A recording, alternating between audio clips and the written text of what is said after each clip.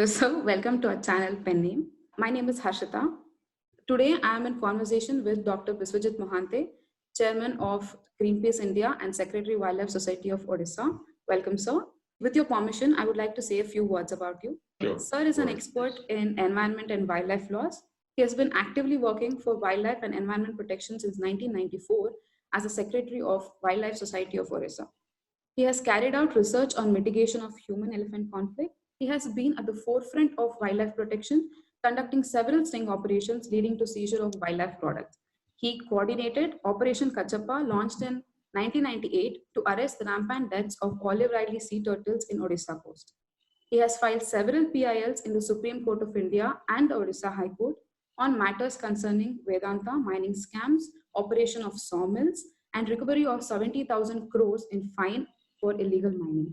He has been awarded PhD in wildlife crimes by Department of Life Science. He has been awarded National RTI Award for Bravery in 2010 and Certificate of Appreciation from PETA USA in 2001. The Times of India Leadership Award in Environment and Sanctuary Asia Wildlife Award. He is also a member of governing body of the Wildlife Institute of India, a board member of Transparency International India. He's been a recipient of Odisha Environment Society Award, Environmentalist of the Year 2010, among various other awards. He has worked actively for the transparency and good governance as an active member of Transparency International India through his various expertise in RTI laws. Many of his RTI applications have resulted in unearthing revelations and has helped put a stop to rampant illegalities. He has also authored a book, Chasing His Father Dreams. It is a research-based book that analyzes the performance of Naveen Patnaik, the CM of Odisha. With a small introduction covering a few of your enormous contributions towards environment and wildlife, I welcome you, sir. It is truly an honor to be given this opportunity to interview you. With this, sir, I would like to start my interview with my first question. So, sir, you started your career as a chartered accountant and an LLB graduate. So, what inspired you to become an environmentalist and strive for environment and wildlife protection despite your financially well rewarding career? Well, sometimes, definitely my career is very financially rewarding. I can just continue to do whatever I was trained to do, whatever I studied. And after completing the tough examinations of chartered accountancy, definitely I would have continued on the same line. In fact, I didn't have much options while taking up a career because it's a family profession which my father wanted me to follow. So so my father was also a chartered accountant, so I just followed in his footsteps. So that was that. Later on, I developed interest in wildlife, by visiting natural spots, by visiting forests. Then I found that a lot of destruction is going on, forests are being felled, wildlife are being killed.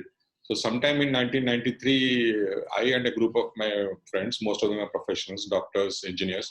So all of us decided that we in our own little way, we can do something, though we stay in the cities, we are not on the ground, but we can do some policy change or we can force the authorities to take action, or maybe do legal issues to protect wildlife of at least our state. So that is how I got interested, and this little society we started in '93, Wildlife Society of Odisha.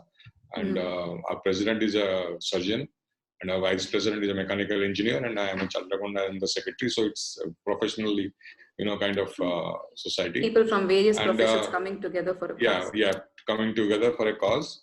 And all of us, it's a passion for me, and it's because I've still not given up my chartered accountancy career. It's still there. You're still a practicing chartered accountant. Yeah, I'm still in practice, and but I keep it on a low key because I can't find time otherwise. So that money part is over in my life. I don't want to earn more money. Whatever money is there, it's enough for me to last for the rest of my life.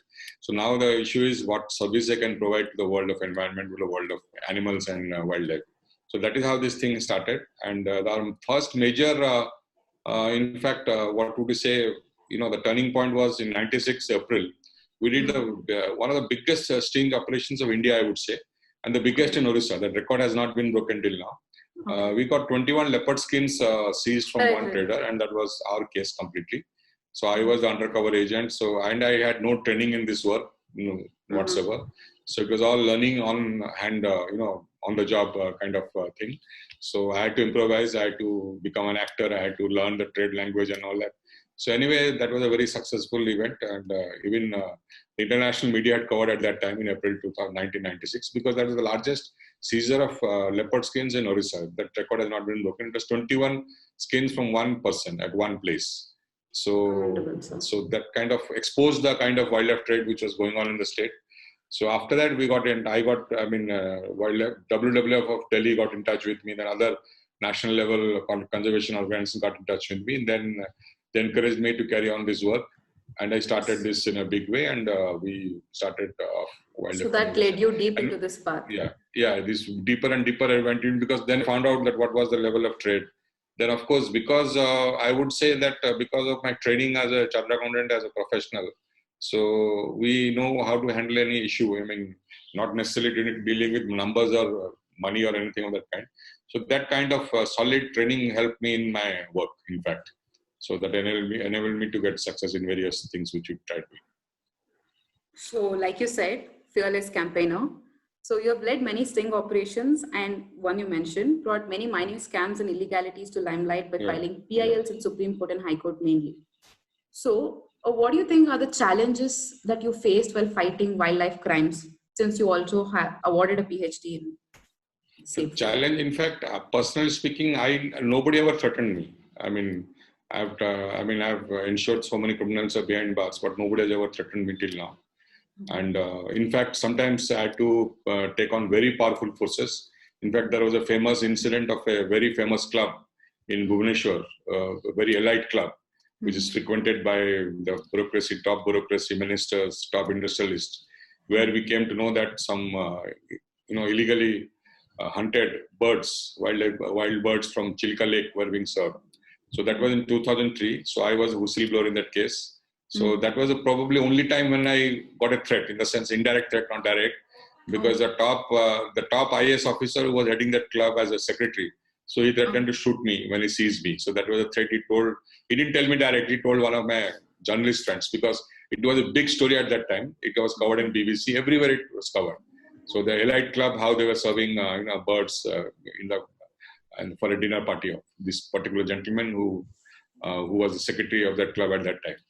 So in fact, that of course we couldn't get the culprits, whoever was responsible for that. But one big fallout was that there used to be a huge level of poaching in Chilka Lake, which completely stopped after this incident, because there was so much a public outcry. The government was on the back foot. So they took huge steps, enormous steps, by regular patrolling and putting staff on the duty on the lake to stamp out poaching and trade, which in fact from that year onwards, it registered a sharp decline. And it's almost zero, you can say nowadays. There is no trade, there is no poaching. So rather, the places where poaching used to occur in Chilka Lake, they have become very, very famous tourist spots, because a lot of birds are there, they feel safe, and tourists also go and see them. So that change has occurred. That is one of my cases I'm proud of, which I've done at enormous personal risk, because I was not worried about the threat of that gentleman threatening to shoot me, because I also carry my firearms. I am also a licensed holder. That's not an issue with me. I can also shoot back. But the issue was that the trade stopped permanently. One thing I lost out was that I am banned from visiting that club from that day. So that was one ban which I welcome. So I can't visit that club. So they put out a notice on the notice board that so and so my name is banned from visiting the club, without mentioning any reason. There is no reason mentioned, just banned. So I was happy with that ban, because I became more famous. A lot of people, because of that. In 2000, because of the ban. You see, sometimes when a book is banned, it becomes more popular. It's something like that. A person is banned. When a person is banned and you don't give any reasons for the ban, definitely people start asking questions. That leads to a lot of speculations, and it becomes speculation. So that was one way good for me. So that was one incident which I recollect, where the threat was there. And it came from a very educated, very responsible government servant, remember. It is not a roadside criminal who was threatening me. So, and a person who should not have done this thing, ordering birds from Chilka Lake and serving it at his... Serving it. Yeah. Very inhuman. So, sir, most of your, sting operations or fighting for environment in the Supreme Court or High Court, how has RTI helped you? In the sense... I would say, you see, many of the cases we did before RTI Act was there. Correct. So RTI Act came in 2005. So definitely. Vedanta, the Vedanta case, which is one of the biggest cases I handled, that was filed in 2003. So that was much before the RTI Act was there. Correct. So in fact, earlier what used to happen, even some other cases like Bhitarkanika conservation of mangroves and protection of sea turtles. So that was filed in 1998 by us, 98 and 99. So those days RTI was not there. What happened is that we have, because of my work, I have developed some good relationship with some people who work in the government, who work in the forest department, a relevant department which handles these issues. And they are ready to help us. I mean, we got documents through them, photocopies, of course. And in fact, I can't say their names for obvious reasons. But without the help of these people in the government, those cases would not have been possible, because we could lay our hands on very, very critical documents which proved our points, how illegally the sanctuary was denotified and all those whatever issues we are raising. So that was the pre-RTI days. So in my opinion, whoever is an activist, he should have friends at all levels, including with criminals, I would say, because so far he's not involved in a crime, because sometimes you get information which you won't get from anywhere else.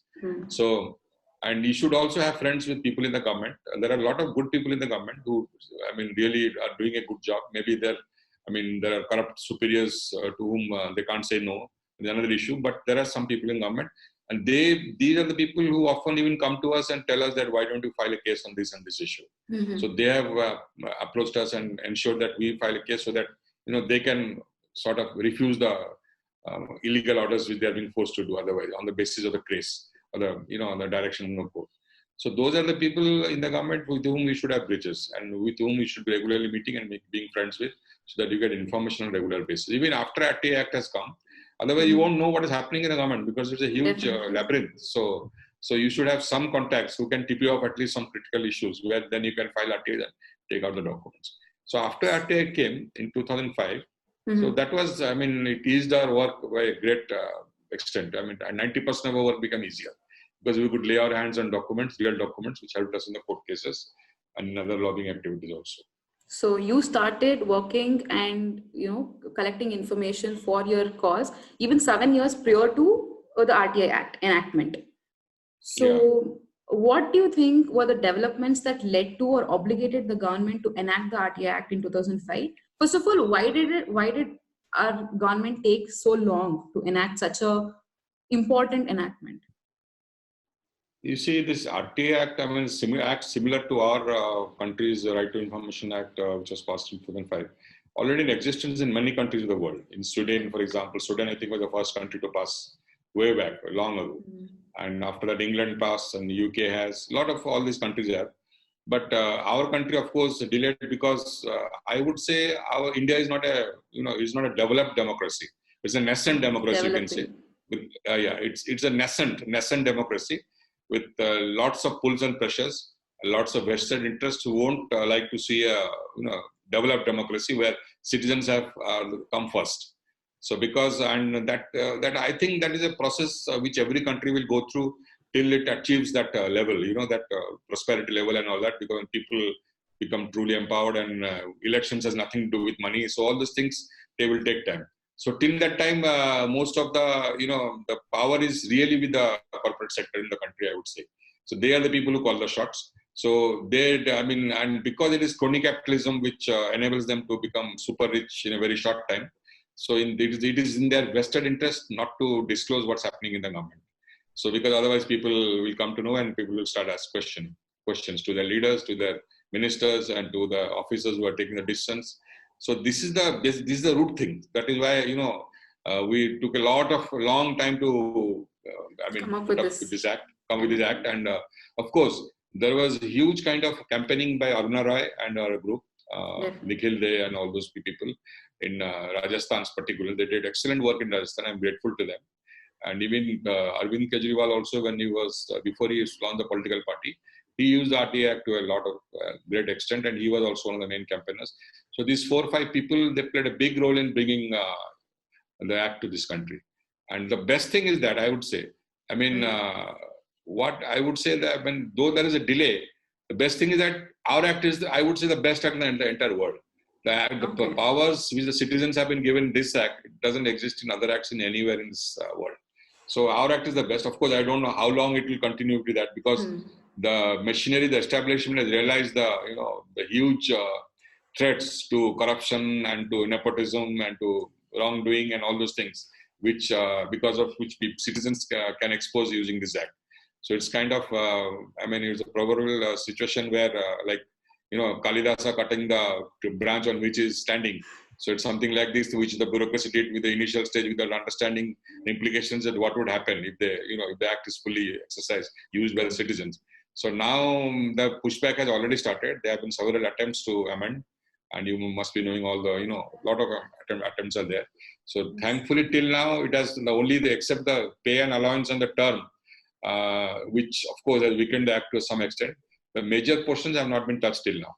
So let us see how far it goes, and we hope that better government and more responsible government comes to power in this country, and the RT Act is strengthened instead of being weakened. Hoping for that. Yeah.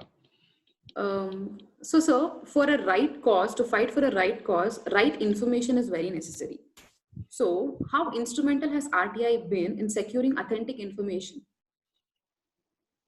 Well, RTI, you see, whatever you get information in the RTI from the government files, if it is as it is, ad verbatim, whatever is there in the file, and you get a photocopy or a mail of that, scanned mail or something, that's authentic. There is nobody can doubt it. But sometimes what happens, there are certain information which comes by ways of written replies, which usually we have seen, if there is some critical issues involved or some critical subject is there where there is huge scope of corruption, we know that. Those replies are evasive and hazy, and sometimes they're misleading, sometimes they don't reply. So that is the part of the RTI which one has to fight with the appellate process. Okay. So if somebody is not satisfied with the information received, so then he can appeal, first appeal can be filed with the same authority, with the superior officer within 30 days of the information being received or not received. And then if he is still not satisfied, then he can move the second appeal. So the only problem is that, I would say there's a little bit of lacuna in the act, because the first appellate authority is within that same department. So the issue, what happens is that usually it becomes they just go blindly with whatever the public information officer says. So they rarely take a unbiased or impartial view. So that is one, because, and that was foreseen, because that person is working under him, directly under him, and he is the superior officer. And it is not a service matter or an internal matter in which you can expect him to take a judicious view, because it is a matter which concerns citizens who are third parties outside the office. Naturally, they'll be super cautious before parting with information. So the first appellate authority officer, of course, not that it doesn't happen in every case. There are many cases, my cases, maybe it is very small percentage, maybe 2 or 3% first appellate authorities are there who are happy with, upholding the appeal and directing the PAO to give information. But majority cases, they just go on blindly with the PAO. First of all, they are not informed. They don't know the law. They don't take the pain to read the law. And then ultimately the appellant has to land up with the Information Commission and to get justice, to get the information, which will take a bit of time, maybe 1 or 2 years, depending upon the vacancies and the case law, and the case is listed, and then he can get his information. So having successfully succeeded in obtaining over 1,400 successful RTIs to your credit, so there must have been a fair share of complications and setbacks that you might have experienced. So if you could share a few of your memorable, rather unforgettable experiences with us, it would be very insightful. There are a lot of, I would say very memorable experience, in the sense very funny experiences. In fact, in the earlier days, the act was there in 2010, 8 or 9, I would say. Just after 2-3 years after. First of all, nobody knew that the act has been passed. When the act was, when the act came in 2005, none of the, at least the states, they didn't know. The central government might be knowing. So it was a complete surprise for them. And it was a bit of a shock for most of the officers, because they are used to a culture of secrecy. Government world over, not only in India, world over, and more so in India, because India was a colonial power. For 200 years, the British were ruling us. So they were clamping up everything under the Official Secrets Act, which we'll talk later. I will come to that later. Mindset is the most important thing to change in any human being, I would say. It's easy to change an animal's mindset, I think, but it's not easy to change a human mindset. Once that thing has got into it, and after serving in the government for 30 years, 35 years, I mean, hiding the files, not saying what is there, not They showing used it to to be anyone. not answerable to anybody. Yeah, not answering except to their own superiors. I mean, Huh. when the superior will ask, inside the organization, they will In answer their own it. system. In their own system. So this kind of culture, major culture shift, which was diametrically opposite to what they were doing, that was a lot of hiccups in the initial years of the act being implemented. It's very similar to lifting of the corporate wheel, you know. Yeah, absolutely. What's happening into. So now, same thing happened, and a lot of these people, I mean, they were absolutely, what should I say? I mean, shocked when they came to know because now, when you first filed the RTI application, they didn't know what to reply also, how to handle it. So then somebody said that, can you take all this information under which law? I said, you read the law, then read the act, then you'll know under which law I'm asking for this. Then I had to read them the act. I mean, show them the particular section and all that. Then that initial phase was a little, and then I remember one officer had gone and there was a file inspection. Then he said that, why are you interested in our affairs? I said, of course I'm interested. I'm a taxpayer. My money pays your salary. So shouldn't I be knowing what you are doing? Yes, you should be knowing. I said, yeah, that's why exactly I'm coming to office and inspecting the files and finding out what you exactly are doing, what this corporation or this organization is doing.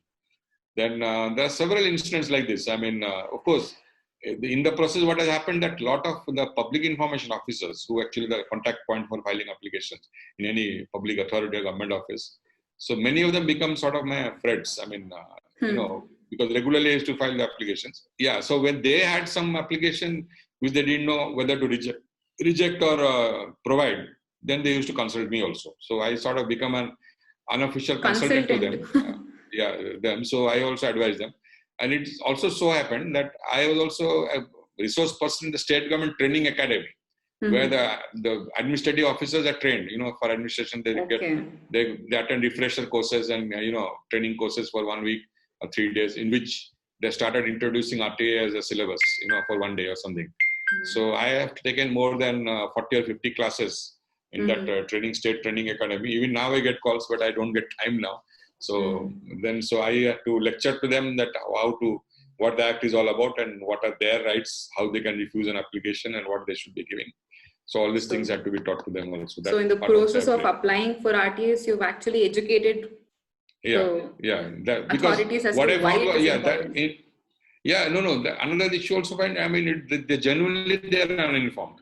I mean, the government is not making any effort. I mean, because there is no, you know, top-down effort from the government, top-level effort that to train all these officers to, I mean, whoever is the PAO, he should be absolutely, he needs a minimum 1 week training to understand the act and what to give, what not to give, and to know the case laws, you know, how to handle the application.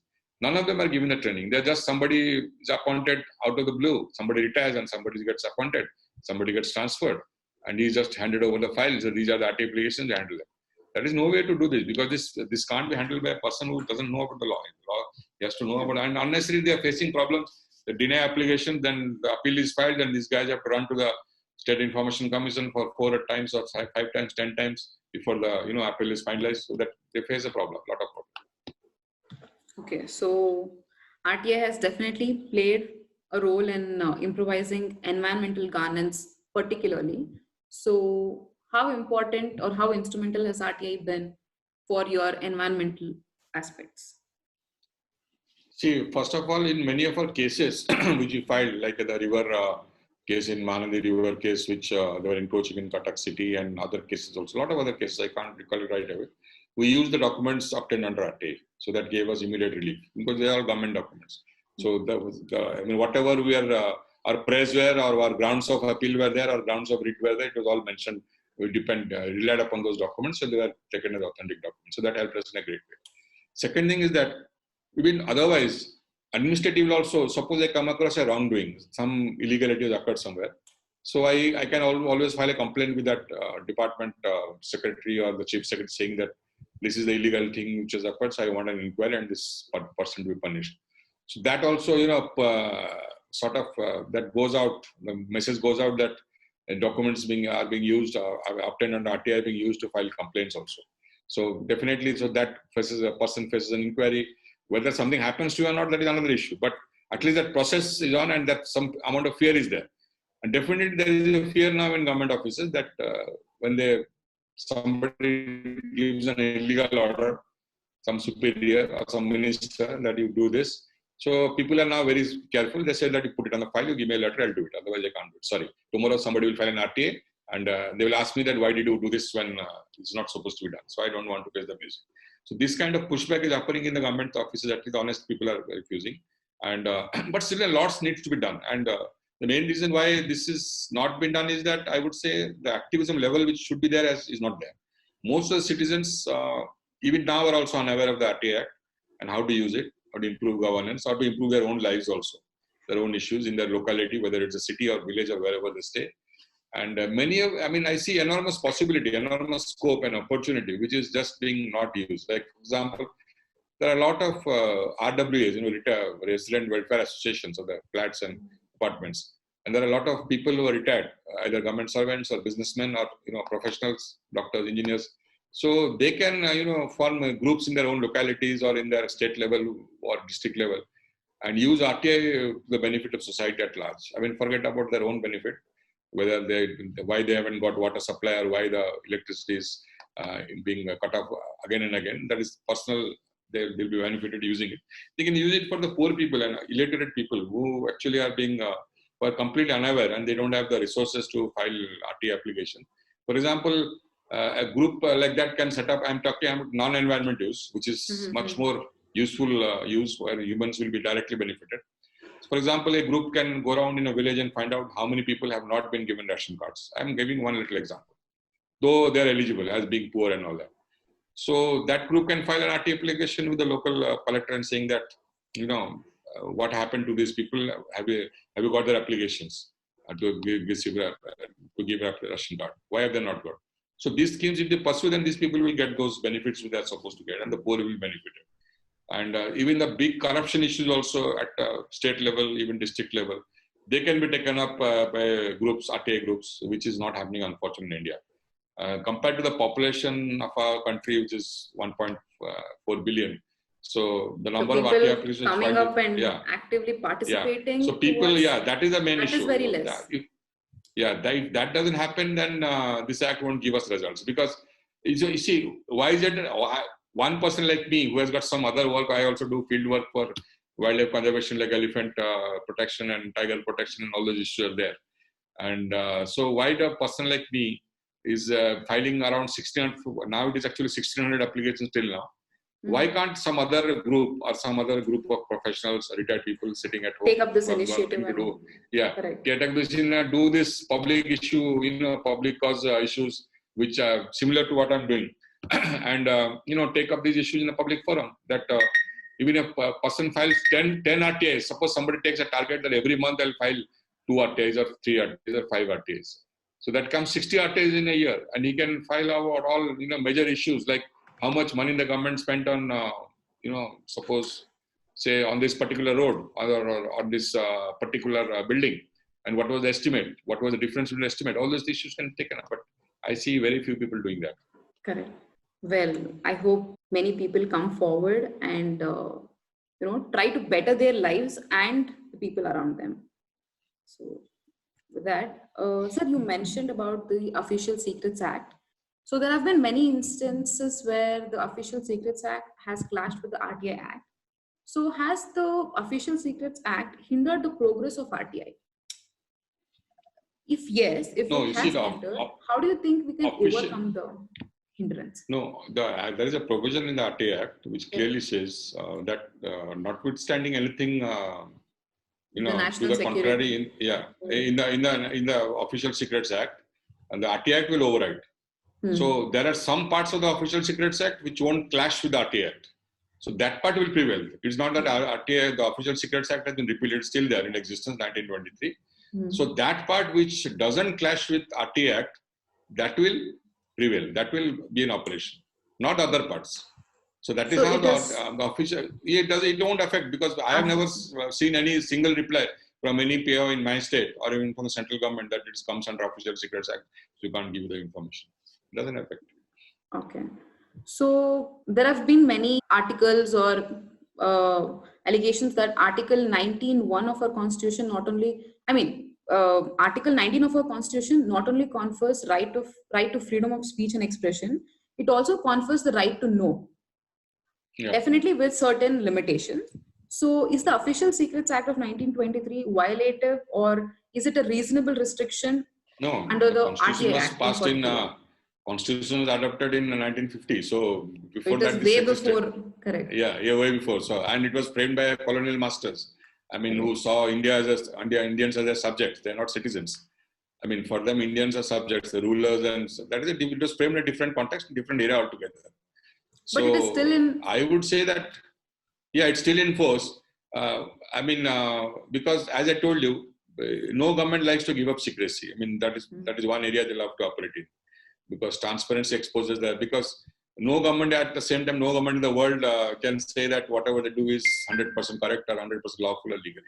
So this, to hide things or to conceal things or not to disclose things at the time in which they are supposed to be disclosed is the site of, working style of almost every government, more so in totalitarian regimes or dictatorships compared to democracies. With democracies, there are checks and balance. Of course, you know how checks and balance can be ambushed and sabotaged. It happened in the US as well as in our country. So that is also possible. So everything is possible in human society. See, human society is something which is, if you compare animals and humans, and basically we are all also animals. We are Homo sapiens. There's one species of animals. The problem is that we design systems and we immediately look for ways how to ambush it and how to sabotage it. Yeah, loopholes. Immediate. The next day we'll be starting searching how to game the system. So that is the reason. This doesn't happen in animal world. First of all, they don't design systems. They live very simple lives. So they don't have such complicated lives. So complicated societies. So they don't obviously have the need for all this kind of things. So, but I would say that Official Secrets Act, I mean, for any RTA user, Official Secrets Act is not a hindrance. It's not an issue at all. Okay. I won't. Okay. So then coming to our, with regards to the controversial amendment of the RTA Act in 2019, Yeah. it has been called a toothless tiger after the amendment. So what are your thoughts on that? Do you think the enactment was? Yeah, I mean, definitely. What they have done is that they have sort of, demoted the pecking order kind of thing. The information commissions originally had a higher status, so that status level has been decreased. That is the main impact of the amendment. Plus, they'll enjoy service till the pleasure of the government, which kinds of, destroy their independence. So before anybody passes a very, very strong order, he'll think 10 times, because tomorrow the government might be displeased and ask him to go, on some ground or other. So this is the main issue. Plus the pay has been decreased. So they have tried to nibble at the act from the appointment of the commissioners and from the pay. Tenure and term. Yeah, tenure and all those things. So that definitely hobbles their powers and they prevent them from being absolutely fearless in their functioning. But at the same time, the main provisions have been left untouched so far. I mean, the other provisions, the information right and all that. But we have to see how it works out, because everything again depends on which kind of person is becoming the information commission. So that is, we have seen that as you see, the statistics say that almost 85% are retired bureaucrats who are serving in the government of India, government of state governments. So that itself is a big, that has been happening even before the amendments. Very few people from outside the government who have been appointed as commissioners. So that itself is a huge conflict of interest, because people who have been serving the government, obviously you can't expect them to be very bold and outright in their decisions or dispensing justice when they leave the government. So obviously they will, in the last few years of their service, they'll be doing some good things which the political masters are happy with, for which they get post-retirement appointment. So for this thing, major, it was challenged actually originally in Supreme Court. So Supreme Court had laid down very strict guidelines initially, saying that only people with judicial background or with law and all that can be appointed. And then of course, so that guideline was again challenged, and then they had to go back to the original position. But this is a point which has to be raised at some time. For every government servant, forget about appointment as an information commissioner. There has to be a minimum 5-year cooling period after retirement or taking retirement superannuation from any government service, whether it's the state or center.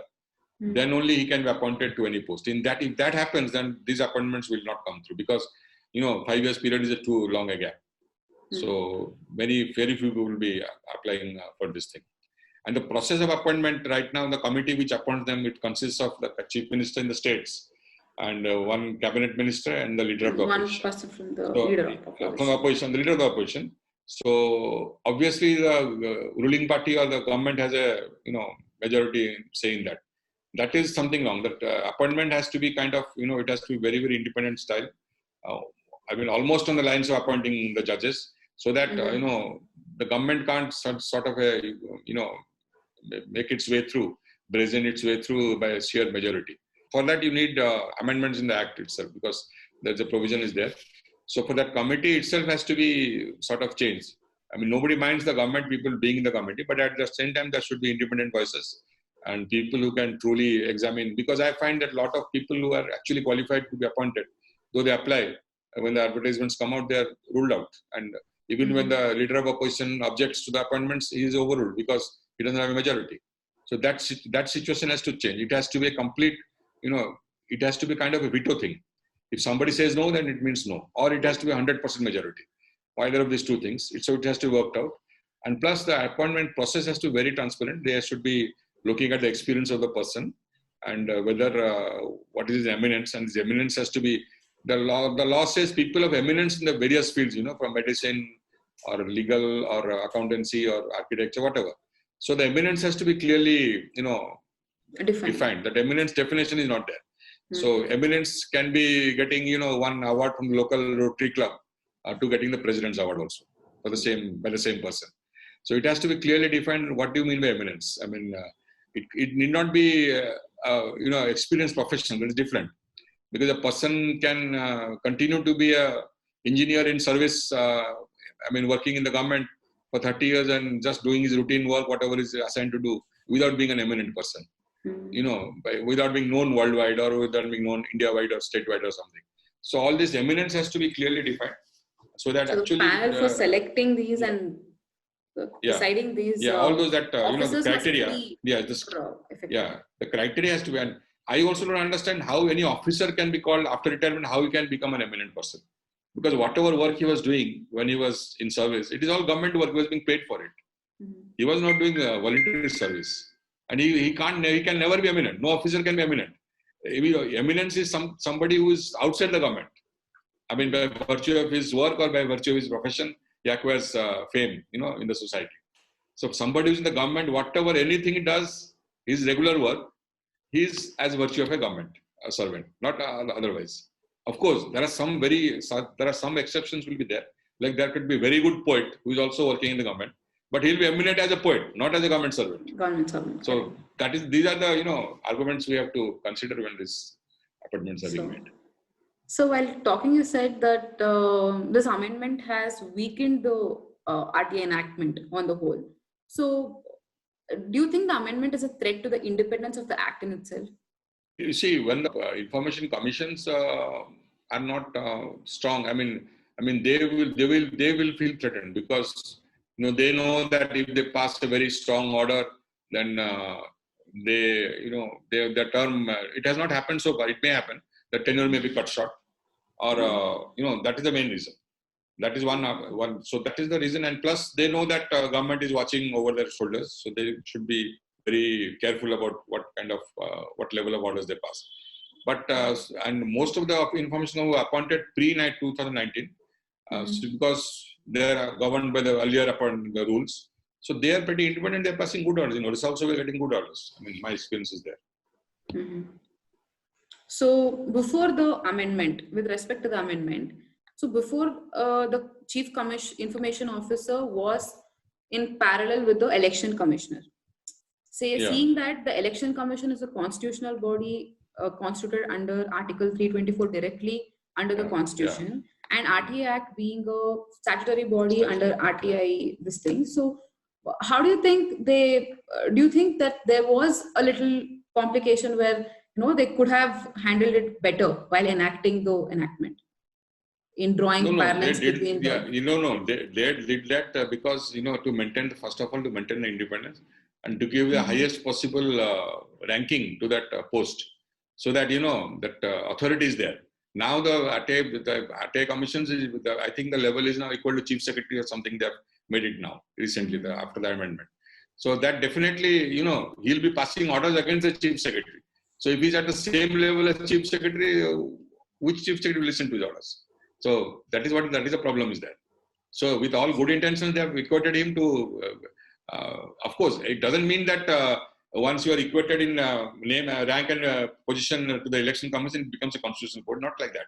I mean, it is just for, ranking purpose, for authority purpose. There's nothing to do with putting him into a constitutional bracket because it's a statutory post. It's not constitutional, of course. Correct, that's fine. So also, sir, if he's been given powers in balance with the election commissioner, so that means he's also equated to the Supreme Court judge. So, but if in the process, in the statute, when a chief information officer is giving any orders, it is next appealed in the High Court. So it is a level below the High Court, and being compared to the Supreme Court judge. Yeah, there is some, proper question is that this mechanism, I mean, you can't have a perfect arrangement in the sense, you see, there will be cases against the High Court which will come into the State Information Commission, remember. The High Court is also a public authority. So what happens in that case? If somebody applies for information, the High Court doesn't give. So the registrar, of course, not the judges. So that case will come to the information. So do you think in a legal perspective, giving powers to the chief information officer as equal to a Supreme Court judge, is it right? I mean, you support the... No, of course, I understand your question. I mean, this is a gray area. Correct. And the problem is that, I mean, I think the time has come when we should not be bestowing all the powers of the Supreme Court or the High Court, in my opinion. There should be parallel authorities also to have a proper healthy check and balance. Otherwise, what is the situation now? Suppose it has happened also in Delhi, in many cases it has happened. CIC, the Central Information Commission, passes an order directing the Registrar of Supreme Court to give some information. So what happens? He gets it straight from the Supreme Court. What is the situation? Just see, it's a huge conflict. The Supreme Court should not be hearing that case in the first step. So these are the gray areas which have not been discussed. Of course, it has not caused much of a problem till now. There are very few cases, where this clash will be apparent. But definitely, if you ask me, my personal view is that there should be power structures which are, independent of the High Courts and Supreme Court. Otherwise, it becomes an over-concentration of powers. Correct. And we have seen the failures. Already the failures have been quite, egregious in this country in the recent 5-10 years we have seen. So there should be, for a proper balance in democracy, you should have this kind of checks and balances, which helps actually in the long run. What is happening actually in the operation of this Sujana Commission? Many people are appealing against the orders to the High Court. But they are appealing on grounds of fact also, which should not be the case, because only when the law point is involved, then High Court should be entertaining those appeals. But High Court entertains and passes stay orders and all that. They should not be doing that, because the information only question of law can be correct. Yeah. Only question of law should have been agitated. Nobody is agitating. Nobody challenging any section. They're saying that stay that fine which has been imposed. I mean, the law is very clear. If the person has delayed giving information and during the proceedings in the commission, it is proved that X is responsible for the delay. He is the person who withheld that information or did not respond in time. Then he has to pay a penalty of 100 rupees per day. And that is what is imposed. And that against those penalties, they are going to High Court. Why High Court is staying? I just don't understand, because that process has been over. There is no law point. They are not challenging that section under which the penalty is imposed. Correct. Despite all the gray area and the shortcomings or, scope for improvement, RTI Yeah, absolutely. I agree with that view. RTI is one of the biggest legislations which this country has ever seen. Successful laws of independent India. Yeah, successfully in independent India. And I must thank the UPA government which brought in this case and was the first casualty because of the coal scam and all that. That was because of RTI only. They themselves faced the music soon after the act was brought. So a lot of people have been using it. A lot of big scams which you would have never seen the light of the day have been exposed because of RTI. A lot of government offices. So you agree when I say that the utilization of RTI has made administration more transparent and accountable, or in other words, it has helped us in becoming a more progressive democracy in the right sense?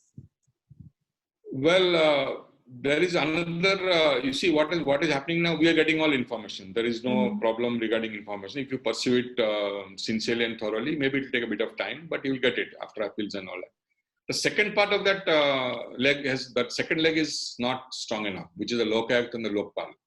If you don't have that, then RTI won't work properly, because what you do with that information, how do you use it? Because people have to be punished for the wrongdoings they are doing. So to which forum will you go? So that unfortunately has not been as strong as the RTI, because that part is there. Of course, people are getting exposed. It is in the media headlines, and some heads are definitely rolling. Governments are embarrassed. But the corrupt are shameless to that huge extent. They don't mind seeing their names in the newspapers, and the children and the families reading it in the newspaper also next day about their corruption deeds, which has been exposed by RTI. So actually, you have to put them into jail. Otherwise, the results won't be 100%. So that part is still to be worked upon, the Lokayukt, the Lokpal. So that again, the establishment has managed to sort of cripple the Lokpal and Lokayukt by putting in this unnecessary restrictions on who can file and and if you file and if you fail, then you will face penalty. All those things are there, which make people hesitant to go and file cases in Lokpal and Lokayukt. So all those things, that is the second part. If you have a very strong punishing mechanism, independent, like you had in Karnataka, very powerful Lokayukt, as Lokayukt was there. So if you have that kind of a machinery, then this act is a brilliant thing, because you get the information, use it to file complaints against the correct government servants, and then you'll see action. So improving this will make the act more effective in the right Yeah, way. absolutely, because it will become, you can put the information in good use. In the first part of the information, you get the information and you can share it in society. You can say that this is happening, here this is happening. But the problem is that this is not Shastri's India, where people used to resign when they see their names in the newspapers that I am being accused of corruption. Nobody will go like that. They have to be kicked out, literally pushed out by the next. So that can only happen by an agency which has powers to inquire and punish. So now you see, even the Lokayukt Act in our state of Act, what happens? Because the Lokayukt, even if they find somebody guilty of surrounding, they will advise the government to take action. They can't take any action themselves. Taking action, correct. Yeah, the report will go and be sitting there, because if that person is protected by the government, because the government has a share in the loot, so nothing will happen. These are the weaknesses. Correct, sir. Right. So many things that could be added to make the act more effective. Yeah.